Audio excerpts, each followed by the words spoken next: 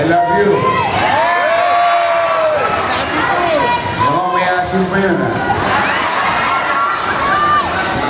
Sa ating mga kasama sa MSW, ating mga staff, at of course, ang ating mga partners na tumutulong sa lungsod ng Maynila at sa ating nagagambala ng mga estudyante ng UDM. Good morning sa inyong lahat. Sa UDM, most likely may magandang balita na dyan in the coming days. May awa ang Diyos.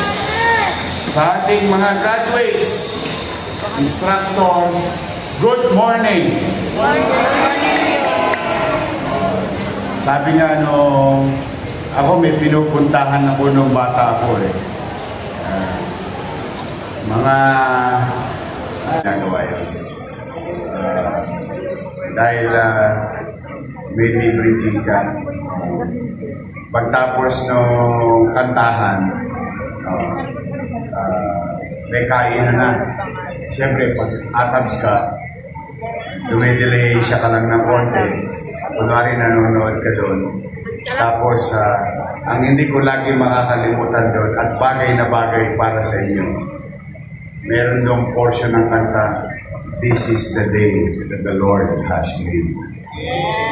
Yan ang "This is the day, this is the day that the Lord has made." I always remember that song of all the charismatic songs na ginagawa. Because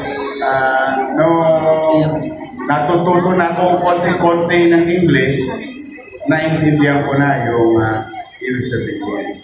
Now, wherein that every day, katulad ng mga post ninyo sa Facebook, every gising is a blessing.